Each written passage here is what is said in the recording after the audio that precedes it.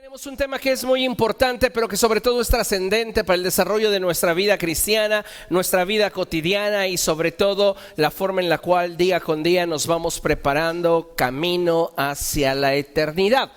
Y le he puesto por título, diferente forma, en esencia el mismo. Con este título estoy haciendo alusión a que a través de la vida vamos a ir experimentando diferentes cambios, diferentes procesos que en ocasiones aparentemente nos colocan en una posición distinta a la que inicialmente creímos estar. Sin embargo, lo que debemos de tener siempre presente es que sin importar el contexto en el cual nos encontremos, el propósito de Dios para nosotros en esencia siempre será el mismo. Amén. Es algo así como lo que se da en la materia. Conocemos los tres estados básicos de la materia, ¿verdad? Sólido, líquido y gaseoso. En este sentido, la materia simplemente cambia de forma, pero en esencia continúa intacta. Así pasa, de acuerdo a las circunstancias que vivimos día con día, pareciera que de pronto nuestra vida está cambiando tanto que llegamos a pensar que el propósito de Dios para nuestra vida ya no se cumplirá. Pero lo que quiero que esta tarde usted tenga presente es que sin importar qué tan lejos usted se perciba, qué tan lejos usted se sienta, qué tan hundido usted pueda verse, el propósito de Dios para su vida continúa avanzando hacia su cumplimiento, a no ser que usted voluntariamente determine otra cosa. Si usted ya no quiere que el propósito de Dios se cumpla en su vida, obviamente no sucederá. Pero si usted continúa siempre con la visión clara y firme en que la voluntad de Dios se lleve a cabo en su vida, no importa cuál sea el contexto por el cual usted esté atravesando, Dios siempre cumplirá su propósito en usted. Y para esto quiero que meditemos en lo que la palabra de Dios nos enseña allí en Jeremías capítulo 29, verso 11. Acompáñeme allá, por favor. Jeremías capítulo 29. Verso 11. Dice la palabra del Señor de la siguiente manera: porque yo sé muy bien los planes que tengo para ustedes, afirma el Señor, planes de bienestar y no de calamidad, a fin de darles un futuro y una esperanza. Es muy interesante lo que la palabra de Dios expresa. Porque en esta palabra Dios nos está revelando que Él tiene un sentir que ya está plenamente definido respecto de cada uno de nosotros. Él no solamente tiene una visión universal de la humanidad, sino que tiene un propósito personal para cada uno de nosotros, que a Él nos acercamos. Y la finalidad de su propósito en nuestra vida, amados hermanos, es la de proveernos, tal y como dice la palabra del Señor, de un futuro y una esperanza. En otras palabras, Dios desea que al participar de su propósito, nosotros tengamos un mañana que le glorifique.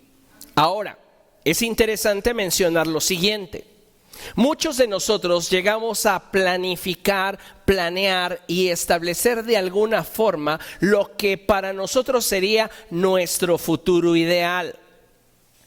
Hablando en términos personales, yo podría decirles que mi futuro ideal sería tener una granja con puercos. Me encantaría que así fuera mi retiro, en un lugar donde no hay señal telefónica, en un lugar donde se tienen los servicios básicos, pero existen, y está rodeado de animales de granja. Eso desearía yo.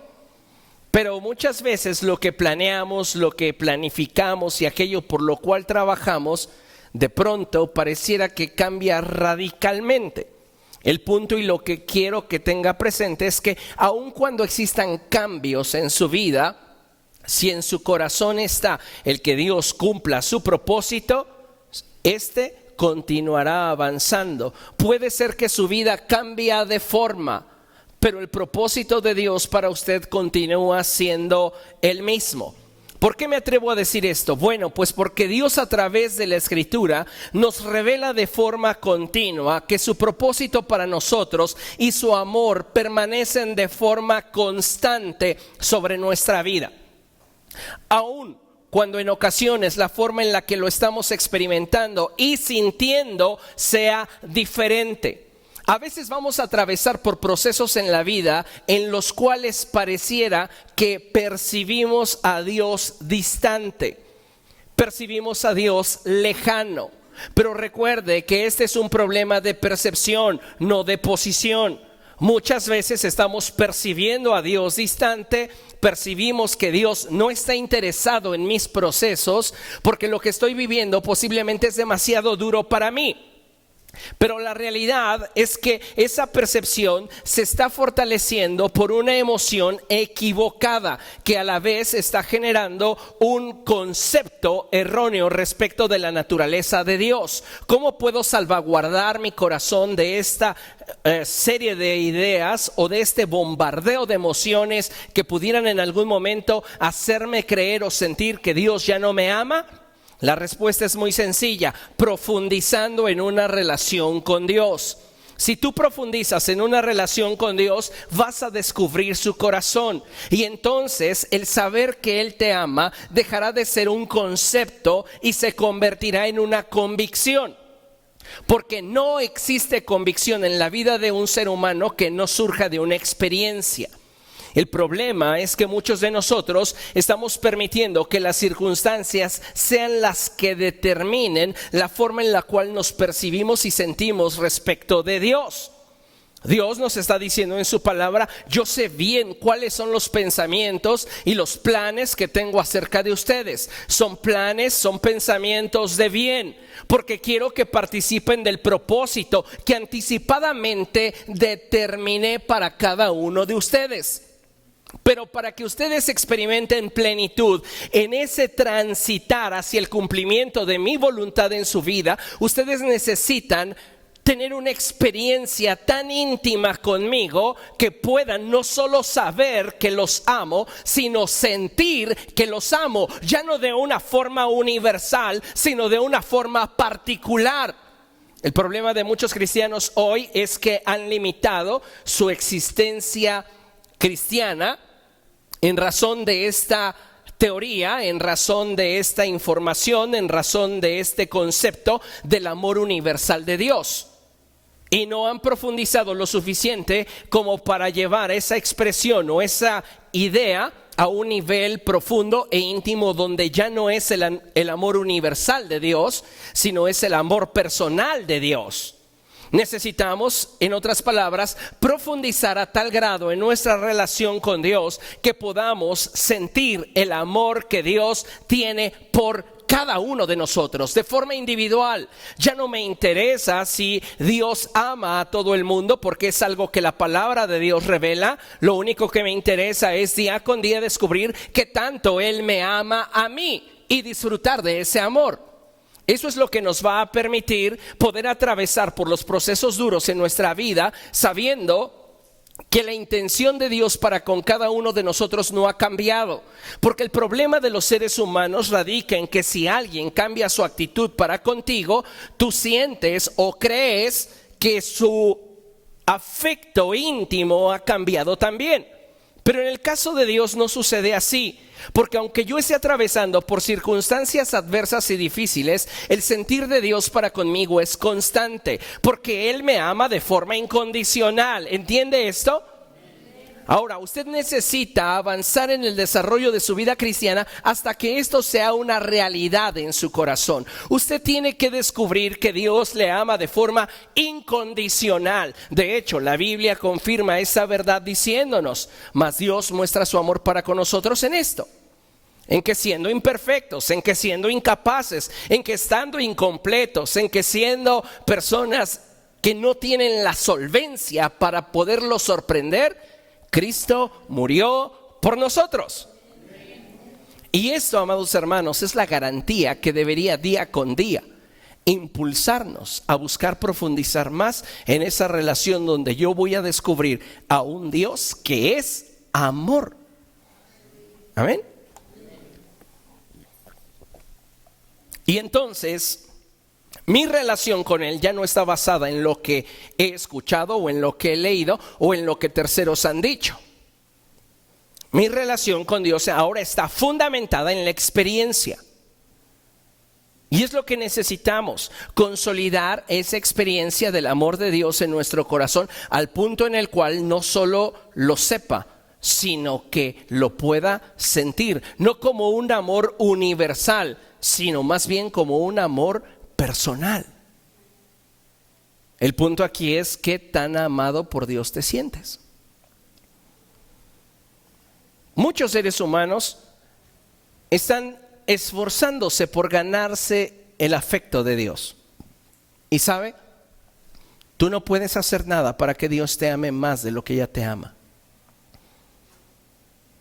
Dios ya te ama plenamente. ¿Y por qué no lo siento? ¿Cuál es el problema entonces? ¿Por qué estoy pasándola tan mal? La respuesta es muy sencilla. El problema no es un asunto de posición. Es un asunto de percepción. Si tú lo estás percibiendo así, como un amor voluble, como un amor factible, no es porque necesariamente el amor de Dios esté cambiando a tu vida. Es porque así lo has percibido, porque no has profundizado en descubrir realmente su corazón. Y muchos cristianos llegan a titubear respecto de cuál es el lugar que ocupan en el corazón de Dios de acuerdo a las circunstancias que enfrentan. Y entonces si nuestra vida de pronto comienza a tornarse gris, comienza a tornarse oscura, comienza a tornarse difícil y de pronto comienzo a atravesar por un proceso de enfermedad, por un proceso de desempleo, por un proceso de problemas familiares, comienzo a sentirme inseguro. ¿Qué estoy haciendo mal?, se preguntan muchos. ¿Por qué me está yendo mal? ¿Por qué mis ventas no se incrementan? ¿Por qué no logro experimentar la plenitud? ¿Será acaso que Dios no me ama tanto como a otros? Vuelvo a insistir, no es un problema de posición, es un problema de percepción. Porque en cuanto a posición, tú permaneces en el corazón de Dios. Pero tu percepción es distinta de acuerdo a la forma en la cual tú has logrado profundizar para experimentar ese amor. Para muchos el amor de Dios es un solo concepto.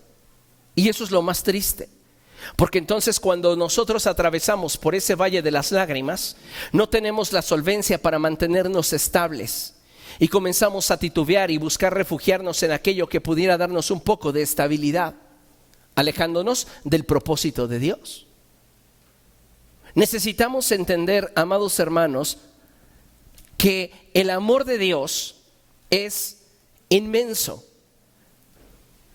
El amor de Dios es incondicional. El amor de Dios es eterno.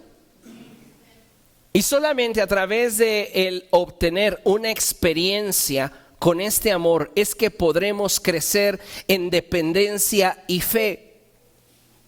No hay otra manera de poder asimilar la grandeza del amor de Dios sino a través de la experiencia.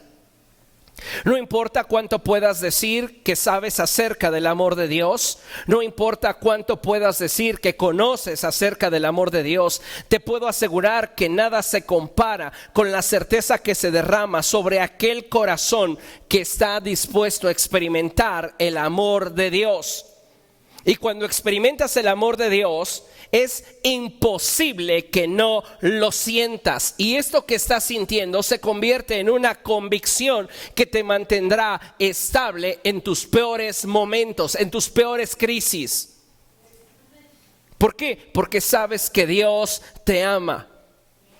Y cuando tú lo has sentido, entonces eres capaz de dar el siguiente paso. Y es el paso de personalizar su amor.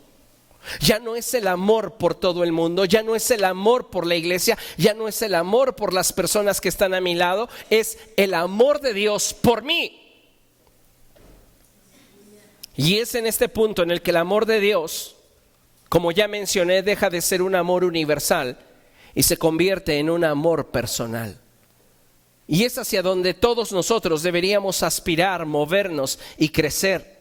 En esa experiencia de ese amor personal e íntimo. Vea lo que dice la Escritura en Romanos capítulo 8. Vamos allá rápidamente.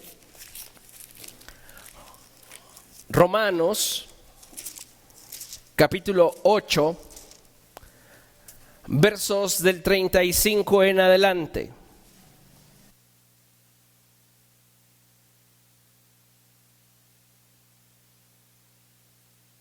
¿Lo tiene? Romanos 8 del 35 en adelante dice la palabra de nuestro Dios de la siguiente forma: ¿quién nos apartará del amor de Cristo? ¿Quién nos podrá apartar del amor de Cristo? Pablo le lanza esta pregunta a la iglesia en Roma para de alguna manera sacudirla a fin de poder descubrir si ellos realmente tienen convicción de lo que Dios ha declarado acerca de ellos o no. Es como aquella relación en la secundaria en la que de pronto iniciabas una relación de noviazgo y llegaba alguien más queriéndote amargar el día diciéndote lo van a bajar. Si tú no tenías convicción, si tú no tenías confianza, comenzabas a titubear, comenzabas a dudar. Pero si tenías convicción, si tenías confianza, hasta te podías reír de esa crítica. Es algo así como lo que Pablo está proyectando sobre la iglesia en Roma. Les pregunta, ¿qué consideran ustedes que los podría sacar del corazón de Dios? ¿Qué te podría sacar del corazón de Dios? Y Pablo comienza a disertar y él dice lo siguiente. Dice la palabra de nuestro Dios de la siguiente forma: ¿quién nos apartará del amor de Cristo? ¿La tribulación o la angustia? ¿La persecución, el hambre, la indigencia, el peligro o la violencia? Pablo comienza a decir, ¿qué es lo que te puede sacar del corazón de Dios? ¿Qué es lo que crees que te puede sacar del propósito de Dios? La respuesta debería ser nada. Y él vuelve a hacerles otra pregunta: ¿y si tu vida comienza a cambiar de tal manera en la que las cosas que planeaste no salgan como esperas? ¿Te sentirás fuera del corazón de Dios? Porque él comienza a argumentar y a decirles la tribulación o la angustia, la persecución, el hambre, la indigencia, el peligro, la violencia. Todos nosotros planificamos nuestra vida y planificamos nuestro mañana deseando tener lo mejor, lo que de acuerdo a nuestra perspectiva es lo mejor. Pero cuando dice Dios, porque mis pensamientos y mis planes para ustedes son planes de bien y no de mal, porque deseo darles un futuro y una esperanza, Dios está hablando desde su perspectiva. Diga conmigo, desde su perspectiva. La perspectiva de Dios es eterna y nuestra perspectiva es temporal. El punto es que muchas veces nosotros nos enganchamos creyendo que ese pasaje de Jeremías apunta a que Dios cumplirá todo lo que nosotros queremos, nos va a dar el fin que nosotros deseamos. Y la realidad es que Él está hablando desde su perspectiva. Y a veces para que Él sea glorificado en nuestra vida y a través de nuestra vida tendremos que atravesar por procesos dolorosos. Aparentemente estaremos peor, pero desde su perspectiva estaremos mejor. Y es lo que usted necesita entender. El amor de Dios no es voluble como es el amor del ser humano. El amor de Dios es perfecto, es puro y trasciende a nuestro estado de ánimo, a nuestra fragilidad, a nuestras capacidades, a nuestras deficiencias. Dios no le amó porque usted fuera perfecto.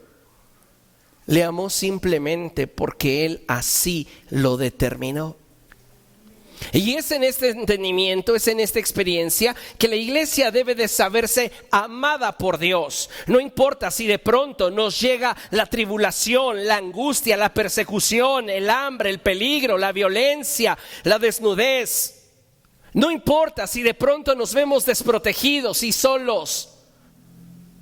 Dios sigue amándome y eso debería ser para mí suficientemente fuerte, suficientemente real como para mantenerme en un terreno estable en medio de todo aquello que en mi vida se está sacudiendo. Pablo continúa hablando y dice: así está escrito, por tu causa siempre nos llevan a la muerte, nos tratan como ovejas para el matadero. Pablo está diciéndole a la iglesia en Roma: deben tener presente que al caminar con Cristo Jesús, lo que debe importarnos más es que su propósito se cumpla en nuestra temporalidad. Su propósito eterno se lleve a cabo en nuestra temporalidad y no renunciar a la eternidad por un capricho temporal.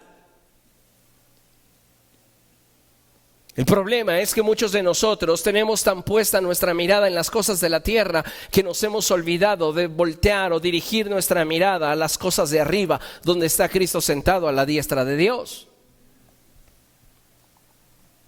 Continúa Pablo diciendo, verso 37, sin embargo, sea como la estés atravesando, como le estés pasando, como estés viviendo el proceso que estés sufriendo, en medio de ello, dice la Escritura, en todo esto somos más que vencedores por medio de aquel que nos amó. Vuelve Pablo a enfatizar el hecho de que Dios nos ama intensamente. Dios nos ama de tal forma que sin importar cuál sea la crudeza del proceso que estamos viviendo, Él te quiere hacer saber que no se ha olvidado de ti. Él sigue pendiente de cada uno de nosotros.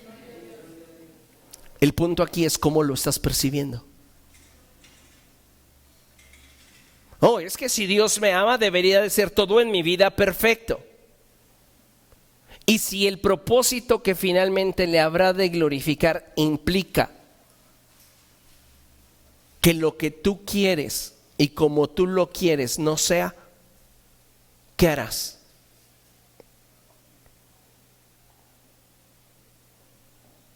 Interesante.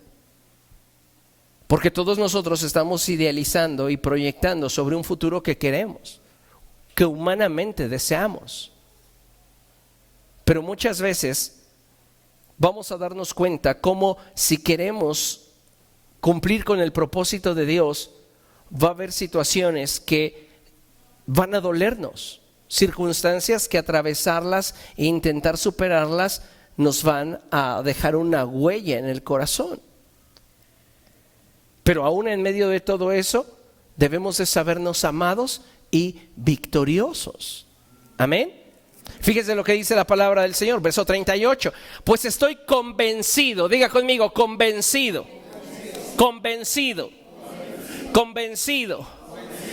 Pablo está diciendo, yo estoy convencido que nadie me puede sacar del corazón de Dios, porque he tenido una experiencia que me ha hecho sentir su amor personal. No es saber tan importante como sentir. Porque yo puedo saber que soy importante para alguien, pero si no me lo hace sentir, lo que sé comienza a perder fuerza. En este sentido, Pablo no está buscando simplemente tener una idea bien asentada en la mente y cerrarse a ella, ¿verdad? Dios me ama, Dios me ama, Dios me ama, Dios me ama, Dios me ama. No.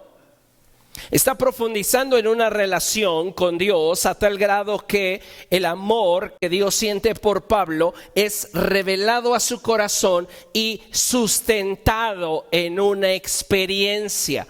Entonces, cuando Pablo pasa por un momento de tribulación, nada de esto le hace sentir que él ha salido del propósito de Dios. Tal vez no está en su mejor momento, tal vez se encuentra atravesando por una situación grave en su vida. Sin embargo, él se sabe amado, no por lo que la Escritura dice, sino porque su relación con Dios ha confirmado en su sentir lo que la Escritura dice. ¿Entiende? El punto es que muchos de nosotros no hemos llegado a ese grado de intimidad, a ese grado de profundidad. Y cuando atravesamos por el valle de las lágrimas, todo en nuestra vida se mueve. Y la certeza de que éramos amados o de que somos amados se pierde. Dice el apóstol, pues estoy convencido. Tiene una convicción, quédese con eso. de que ni la muerte ni la vida, ni los ángeles ni los demonios, ni lo presente ni lo porvenir, ni los poderes, ni lo alto, ni lo profundo, ni cosa alguna en toda la creación podrá apartarnos del amor que Dios nos ha manifestado en Cristo Jesús nuestro Señor. Nada me puede sacar del corazón de Dios. Pero dentro de toda esta lista, Él exceptúa una mención, y es Él mismo. Por este motivo es que si hay alguien que tiene el poder para abortar los proyectos de Dios para conmigo, soy yo. Yo soy quien puedo decir no quiero nada e irme y apartarme de Dios, y entonces olvidar todo aquello que en su corazón estaba para conmigo. Y muchas veces, tomamos esta clase de decisiones porque nos estamos dejando llevar por impulsos. Pero algo que debes de saber es que si tú tienes una experiencia verdadera con el amor de Dios, esta va a marcar tu corazón para siempre. Y en medio de las tormentas, en medio de las dificultades, en medio de la oscuridad, en medio de la enfermedad, en medio de la tristeza, siempre te sabrás amado, y eso te dará estabilidad. Vea lo que dice la palabra de Dios en Romanos capítulo 14, verso 8.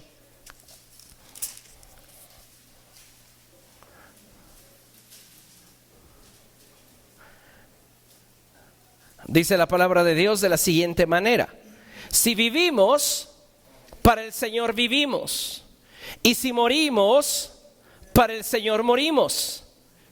Así pues, sea que vivamos o que muramos, del Señor somos.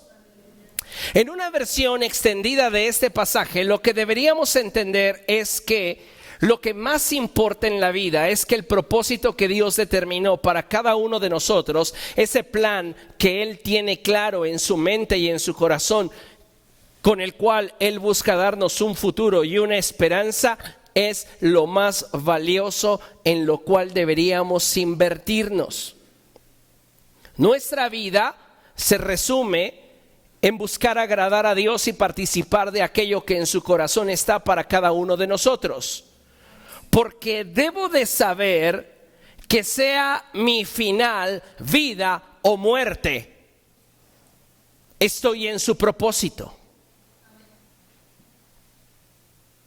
En el siglo primero, del siglo primero al siglo tercero, hubo una gran persecución en contra de los seguidores del camino. Es decir, en contra de aquellos que depositaban su fe en Cristo Jesús. Muchos de estos hombres y mujeres fueron asesinados, aserrados, echados a los leones, quemados vivos. De acuerdo a la perspectiva humana, podríamos pensar que fracasaron, pero en realidad cumplieron con el propósito de Dios. En algún momento se los expresé ya hace mucho tiempo, y quiero que ustedes tengan presente esta idea porque es crucial que podamos asimilar la vida desde esta perspectiva para buscar en todo agradar a Dios y no frustrarnos ante aquellos resultados que pudieran alejarse de los que nosotros humanamente esperamos. Hay victorias en la vida de los hombres que a los ojos de Dios son un fracaso. Y hay fracasos a los ojos de los hombres que a los ojos de Dios son victorias.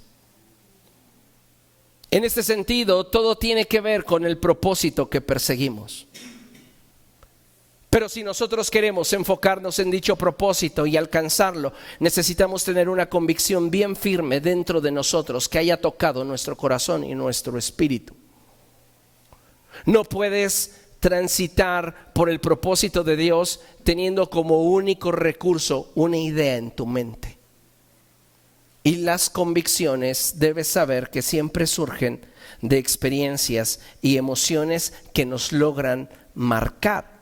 Por eso es importante que consideremos lo siguiente: en la vida del ser humano siempre tendrá más peso una convicción. Escucha, hay convicciones que son correctas, son las que nos llevan a trascender, a conquistar. Pero también hay personas en su mente que en su mente almacenan convicciones incorrectas. Y una convicción siempre tendrá más peso que la gravedad o las bondades de las circunstancias por las que atravieses. Es decir, una persona sin convicciones, su estado de ánimo y su visión es moldeada por las circunstancias, por cómo se siente. Pero una persona que tiene convicciones, sean buenas o sean malas, siempre superará las circunstancias. Aquí el punto es que tengamos convicciones, y qué mejor que fueran convicciones correctas. Porque te puedo poner, por ejemplo, que hay personas que tienen una serie de circunstancias favorables en torno a su vida, son circunstancias bondadosas que les benefician, que les dan una puerta abierta hacia una oportunidad para cambiar su vida, y debido a que tienen una convicción incorrecta no son capaces de aprovecharla. Un trabajo, por ejemplo. Oye, te ofrezco este trabajo. Tu convicción de que no eres bueno para los negocios, de que todo el lugar donde te emplean terminan despidiéndote, tus convicciones equivocadas te están impidiendo realmente trascender ante la oportunidad. La circunstancia es benévola, pero tu convicción es equivocada. Por el otro lado, tienes una convicción correcta y en torno a ti hay circunstancias graves, difíciles. Si la convicción en ti es la correcta, tú vas a atravesar por esas circunstancias difíciles, duras, y las vas a superar. Porque tal y como está escrito, tal es el hombre en su corazón, así es él. Si en nuestro interior nosotros solapamos un concepto, una convicción equivocada, vamos a terminar en una dirección equivocada. No importa si las condiciones me ofrecían todo para ver cumplidos mis sueños terrenales. Al final de cuentas lo voy a comprometer todo por una idea equivocada. Y al contrario, si yo tengo una idea correcta y esta idea me está impulsando, me está llevando a un nuevo nivel, no importa que todo esté en contra, voy a alcanzar mi objetivo. ¿Por qué? Porque tengo una convicción clara de hacia dónde quiero ir. David sabía esta verdad y David escribe el Salmo 23, verso 4, cuando la palabra de Dios dice, esta porción de la escritura creo que todos nos la sabemos, y dice la palabra del Señor: aunque ande en valle de sombra y de muerte, no temeré mal alguno, porque tú estarás conmigo. Repítalo conmigo: aunque ande en valle de sombra y de muerte, yo sabré que tu corazón para conmigo no ha cambiado, no por lo que me has dicho, sino por lo que yo he descubierto al estar en la intimidad contigo. Qué diferente. Si simplemente nos limitamos a lo que Dios ha dicho en su palabra y lo tenemos como mera información, en algún momento las turbulencias de la vida te harán olvidar todo lo que Dios ya te dijo. Pero si tú profundizas a tal grado en la relación que en la intimidad con Dios esa experiencia te hizo sentir su amor, no importa qué tan cruda sea tu turbulencia, tú te sabrás amado por Dios. El punto aquí es si en medio de tu crisis tú sientes el amor de Dios o no.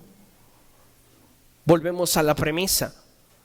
Eso no determina tu posición, sino tu percepción. Y cuando nosotros estamos de alguna manera sintiéndonos decepcionados del amor de Dios, lo que sentimos en nuestro corazón también mengua.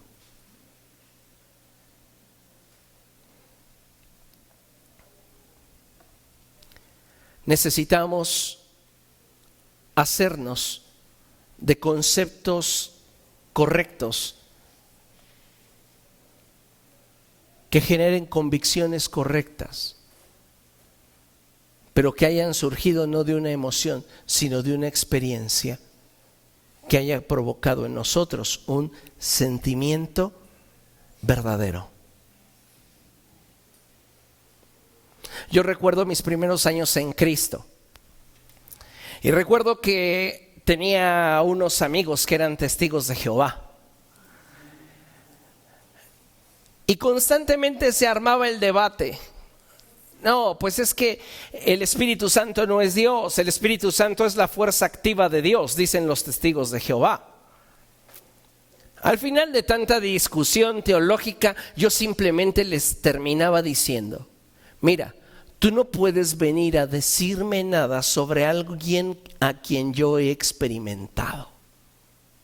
Yo lo he sentido, y lo que he sentido va más allá de las letras o de los argumentos que puedas presentar. Decimos que sí, pero no buscamos la experiencia con Dios.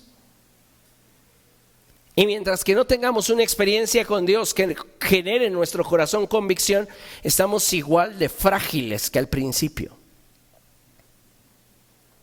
Usted tiene que ir, y lo reitero, de esa expresión universal del amor de Dios a una expresión particular. No le tiene que importar qué tanto Dios ama al mundo como qué tanto Dios le ama a usted y qué tanto usted lo siente, porque me puedo casar y caminar todo mi cristianismo creyendo y confiando en que Dios ama al mundo, pero mientras que esto no sea una realidad para mí, no estoy avanzando.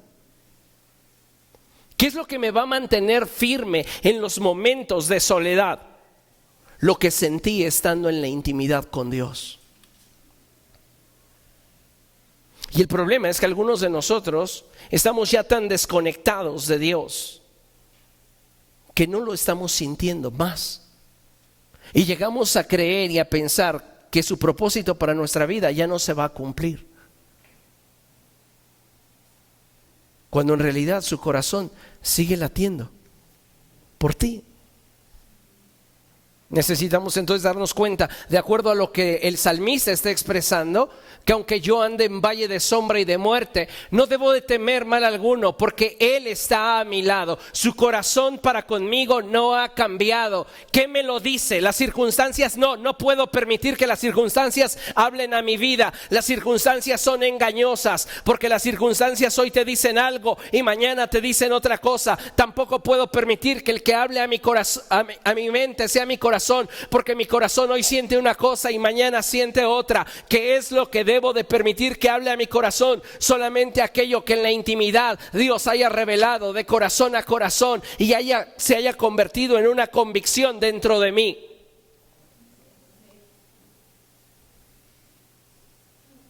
Y entonces es cuando puedes decir: lo he sentido.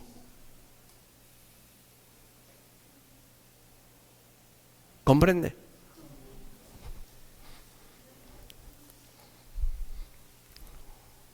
Consideremos lo siguiente. Las circunstancias que enfrentas pueden gritar una sentencia sobre tu vida. La gente puede traicionarte y abandonarte. Las cosas en tu vida pueden colapsar y comenzar a desmoronarse ante tus ojos. Puedes perderlo todo y sin embargo, aunque todo en tu vida esté cambiando, el propósito de Dios para tu vida sigue siendo el mismo. Sabe, hay algunos cristianos que están caminando en su cristiandad sintiéndose fracasados en su propósito eterno. ¿Por qué? Porque en algún momento de su vida tropezaron, en algún momento de su vida lo que consideraron que era la forma ideal de caminar o seguir el ejemplo de Cristo no se llevó a cabo. Y ellos mismos se descalificaron.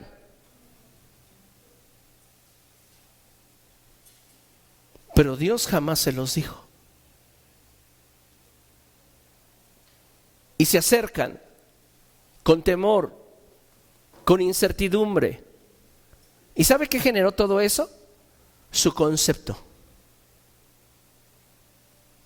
su idea equivocada, su falta de certeza íntima.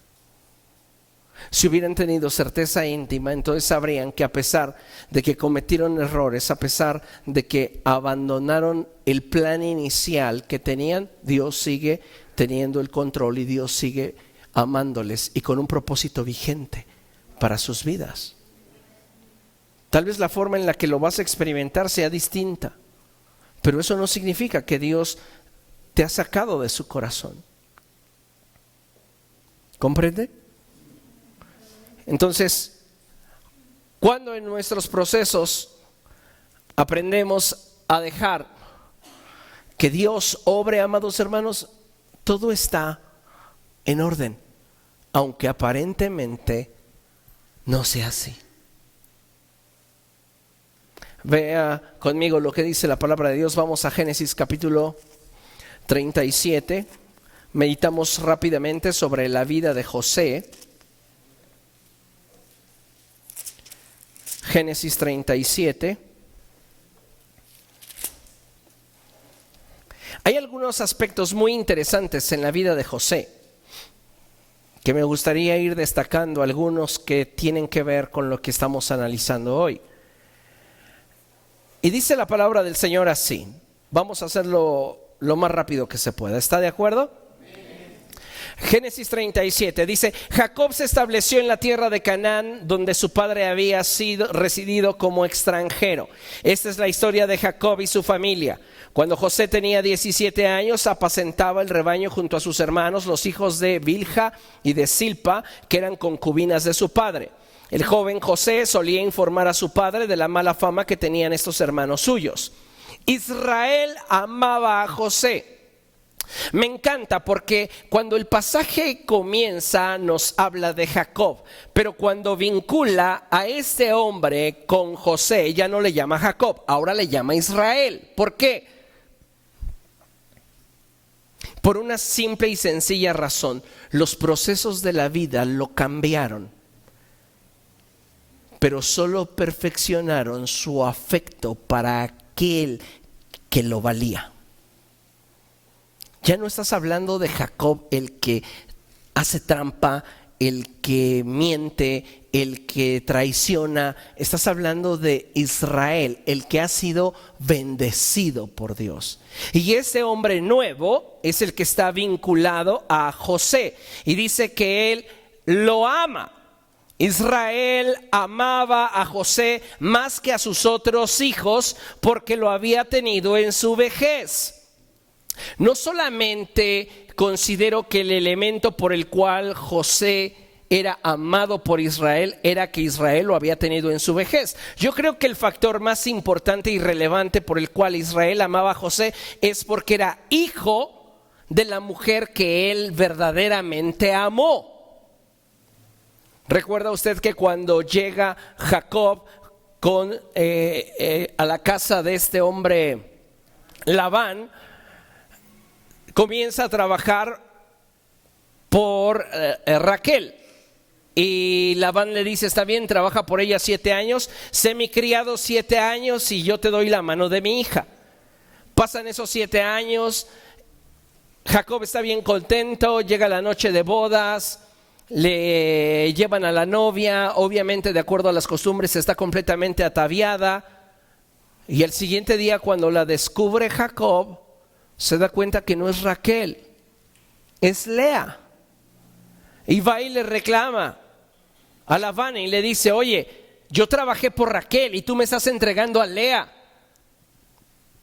Y se justifica Labán diciendo: es que esta es la tradición de aquí, del pueblo. ¿Quieres a Raquel? ¿De veras la quieres? La amo. Trabaja por ella otros 7 años. Cualquiera que no tiene convicción ante las turbulencias de la vida suelta. Pero quien lo tiene, amados hermanos, se esfuerza. En este sentido, Jacob tenía una pasión desbordada por Raquel. Y dice: va, me la juego, otros 7 años te voy a trabajar, pero entrégame a Raquel. Finalmente se casa con Raquel. ¿Y qué cree? Raquel no puede tener hijos. Entonces Lea le pasea a sus hijos. Y sintiéndose triste Raquel porque no puede tener hijos, le da a su concubina, le da una de sus esclavas como concubina a Jacob y le dice: ten hijos con ella para que mi afrenta sea borrada. Después de una larga charla dice él: bueno, va. y tiene hijos con la concubina, esclava de Raquel. Y Lea dice, no, pues es que ¿cómo se va a quedar esto así? Yo también te doy mi esclava. Porque finalmente recuerden que de acuerdo a la tradición, todos los hijos que tuvieran con las concubinas y las esclavas que nacieran y en cuyas piernas de la propietaria se dieran a luz esos hijos eran considerados no como los hijos de la esclava o la concubina, sino como la persona que era la que estaba en autoridad. En este caso dice Lea, bueno, pues yo también voy a entrarle a la competencia, y le da a su esclava. Y Jacob, después de una larga plática y charla, acepta y tiene también hijos con la esclava de Lea, con la esclava de Raquel, con Lea propiamente, y Raquel es la única que se va rezagando y no puede tener hijos porque es estéril.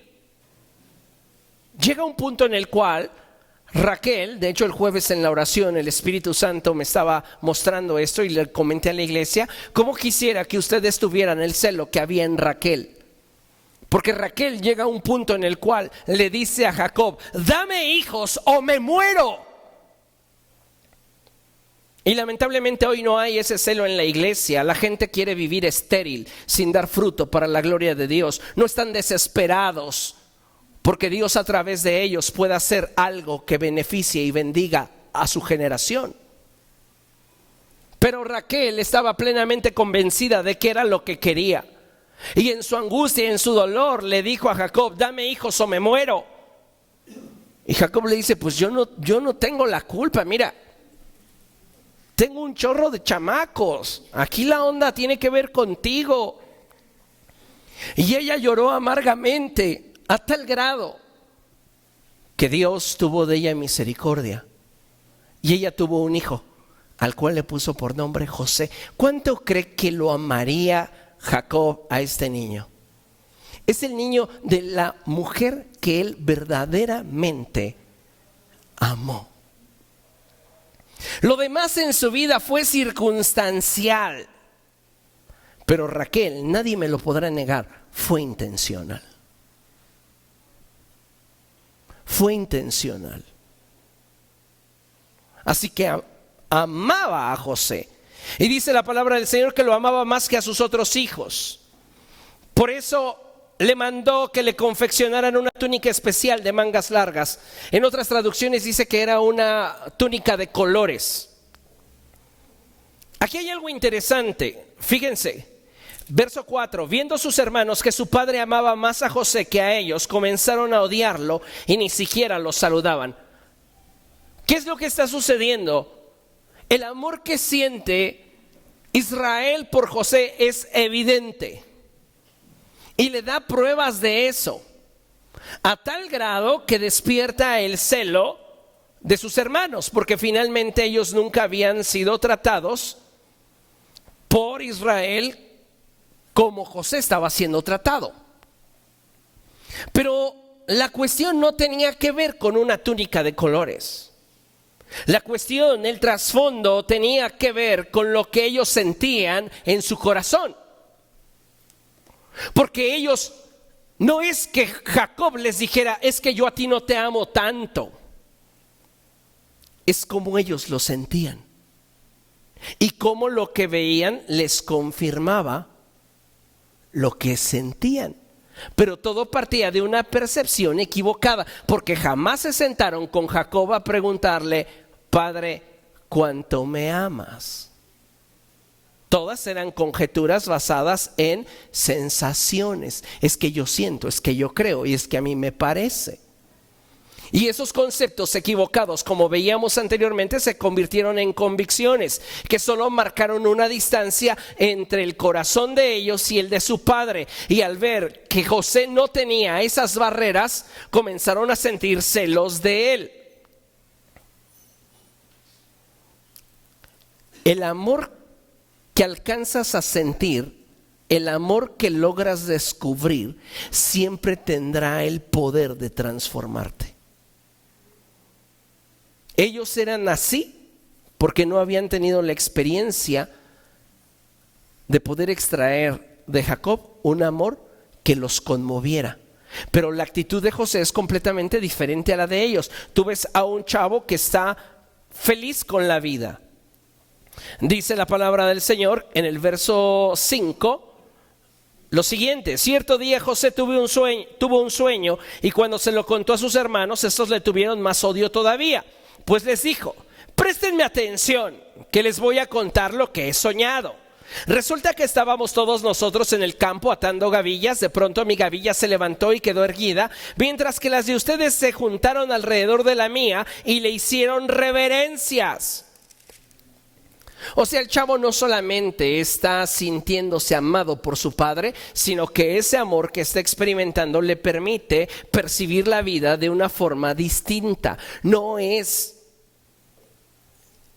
la chambrita de colores, es la experiencia que ha tenido con su padre lo que liga su corazón, lo que alimenta su corazón. La túnica de colores nos representa la gracia de Dios sobre nuestra vida, la cual Dios nos ha dado ante los ojos de los demás. Y eso ha provocado una gran diferencia que nos debería hacer sentir especiales. Cuando amas de veras a una persona, haces por esa persona cosas que por otros con los que simplemente simpatizas no harías. Proyectas la vida, intentas construir, llevas a cabo actividades, y todo eso enriquecía la visión de José, el sentir de José. Cuando él presenta su sueño, no se lo presenta a sus hermanos titubeando, con miedo, no, el chavo se pavonea y dice: yo soñé. Porque su manera de pensar no radica en lo que su padre le ha dicho, radica en lo que él siente, en la convicción que habita dentro de él. ¿Conoce usted la historia? Más adelante, en los versos siguientes, a José lo toman sus hermanos y lo venden como esclavo. Escuche, le quitan la túnica de colores. Van a venir procesos a tu vida que aparentemente te quiten tu túnica de colores, pero eso no debería de afectar tu transitar por los momentos duros de la vida, porque lo que finalmente te da valor no es esa túnica de colores, es lo que sentiste en tu corazón. Y lo que sostuvo a José en medio de la tormenta era lo que él sabía que su padre sentía por él y no por nadie más. ¿Comprende? Entonces necesitamos ir a ese grado de amor personal e íntimo para que yo pueda estar seguro que, sin importar el momento por el cual yo esté atravesando, el amor de Dios para mí no cambia. Muchas veces hemos platicado sobre esta verdad y creo que uno de los discípulos que logró asimilarlo de la manera más profunda fue Juan. Juan asimismo se describe como el discípulo al que Jesús ama. A Juan no le importa si Judas es quien carga el dinero. A Juan no le interesa si Mateo es el que se encarga de hacer los balances mensuales o repartirles el sueldo a ellos quincenalmente. Porque no crean que era una banda de vagos. Jesús seguía sosteniéndolos ministerialmente. Lo que Pedro ganaba en la pesca, Jesús se lo solventaba a través de lo que en el ministerio se obtenía. Por eso la Escritura dice que el obrero es digno de su salario, ¿comprende? Entonces, en este sentido, Mateo se encargaba de hacer todo el movimiento financiero y Judas era el banco. Eso a Juan no le interesaba. No le interesaba a Juan ver mucho tiempo a Pedro junto a Jesús. Porque déjeme decirle que si alguien pasaba tiempo junto a Jesús, era Pedro. Y siempre haciéndole preguntas y siempre tratando de encontrar una forma en la cual Jesús le dijera: oh Pedro, eres increíble, y tratando de llamar su atención. Pero la realidad es que esto a Juan no le interesaba. ¿Por qué? Porque Juan tenía una convicción en su corazón. ¿Cuál era? Jesús me ama a mí y no me importa lo demás. A ese grado, usted debería aprender a moverse con Dios. Pero que estoy pasando por enfermedad, pero que tengo escasez, pero que estoy teniendo problemas financieros, estoy teniendo problemas laborales, estoy teniendo problemas en mi casa. Tal vez es parte del proceso, pero el amor de Dios para contigo no se ha movido, no ha cambiado. Así que cómo te sientes amado o no por Dios no depende propiamente de lo que sientes. Tampoco debería depender de lo que ves.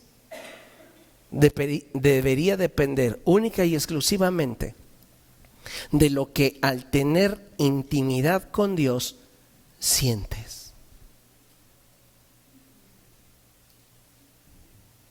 De eso debería depender todo. El problema de los seres humanos es que queremos que todo en nuestra vida esté bien para creer que estamos bien. Pero Dios lo ve diferente. A veces Dios permite que estemos peor para que en realidad ante sus ojos estemos mejor. Eso que le estoy diciendo le va a llevar toda la semana a digerirlo. Pero es la verdad. Porque Dios no se basa en nuestras sensaciones para bendecirnos. En nuestras emociones tampoco, en nuestros deseos menos. Entonces, ¿en qué se basa? En sus planes, en sus pensamientos, en sus propósitos. ¿Comprende?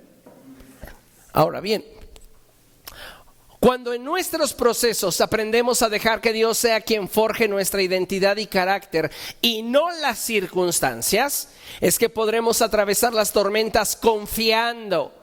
Y cuando éstas terminen, podremos ver el propósito con alegría y paz en el corazón. En el contexto de la Escritura encontramos a Pablo yendo camino a Roma para presentar defensa del Evangelio ante el César, porque él pide tener una audiencia con el César. Y el barco zarpa intentando atravesar una tormenta y comienzan ellos a experimentar toda serie de turbulencias e inestabilidades. Y llega un momento donde todos los que están con Pablo sienten que ya no hay posibilidad de salvar su vida. Y una noche, un ángel del Señor se le aparece a Pablo y le dice: Pablo,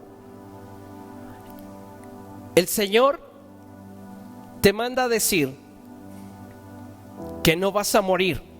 Se va a cumplir el propósito, se va a cumplir el plan que Dios tiene para tu vida, pero la escala que vas a hacer será incómoda. Sin embargo, Dios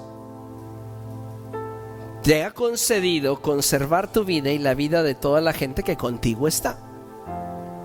El ángel se va y Pablo está contento a tal grado que come, porque ya llevan mucho tiempo sin comer en la angustia. Y cuando toda la gente lo ve a él comer y estar tranquilo en medio de lo que es una tormenta y un momento difícil, se preguntan: ¿qué le pasa a este hombre? Y entonces Pablo toma la palabra y les dice: anoche, un ángel del Dios al que yo sirvo se me apareció y me dijo que Dios cumplirá su propósito en mí. Y que para que eso suceda, tengo que estar peor para que ante sus ojos yo esté mejor. Y lo creo. No por lo que el ángel me dijo, sino porque sé que su amor no va a cambiar por mí.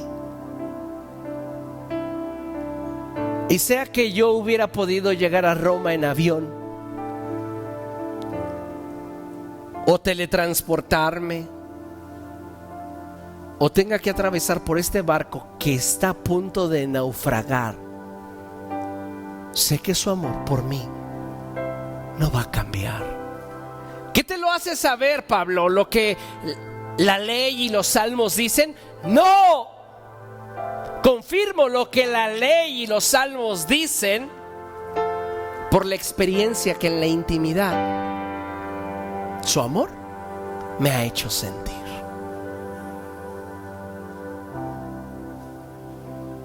Así que tenemos que buscar profundizar en esa relación a fin de que lo que creemos tener con Dios vaya más allá de un concepto y se convierta en una convicción nacida de una experiencia.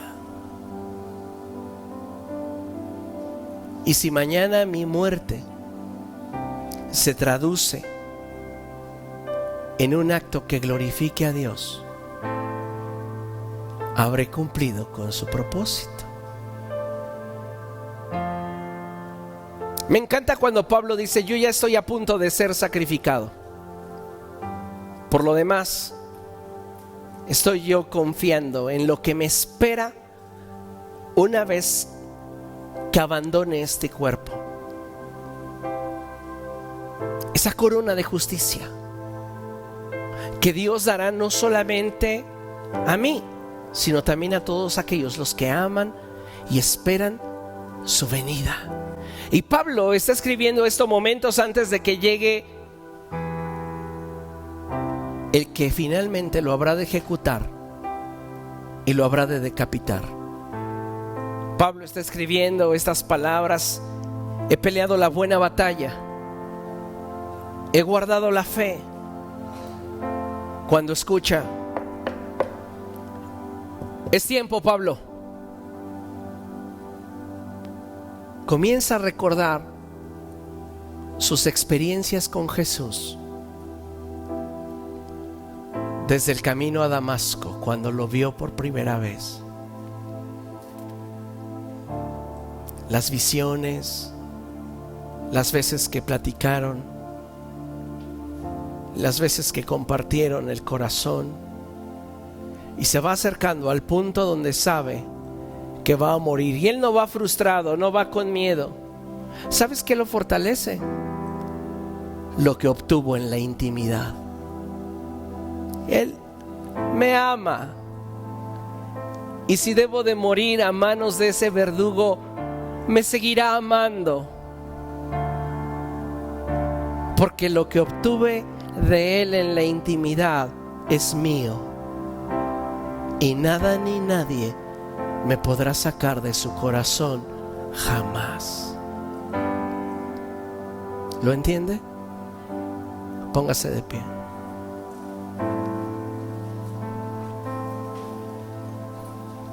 En Génesis 45, versos del 4, segunda sección en adelante,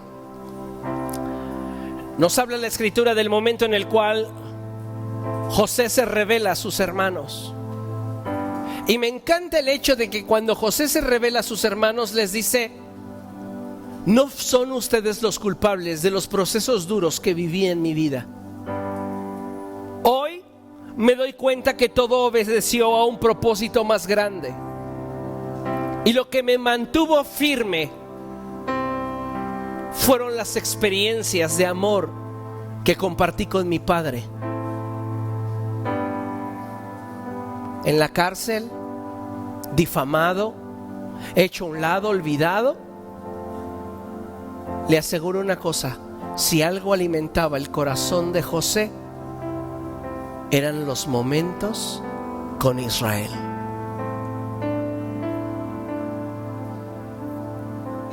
Cuando Israel perdió a José, su corazón se hizo pedazos. Y aunque trataban de consolarle, él dijo: yo llevaré este luto hasta el final de mis días. Qué impresionante, ¿no? El amor que Dios siente por ti no se pierde de forma circunstancial, porque nació de forma intencional. Quédese con eso. Publíquelo en sus redes sociales. El amor que Dios siente por mí no se puede perder de forma circunstancial, porque nació de forma intencional. Así que nada ni nadie te podrá sacar del corazón de Dios, que es en Cristo Jesús. Amén. Vamos a orar, vamos a dar gracias al Señor.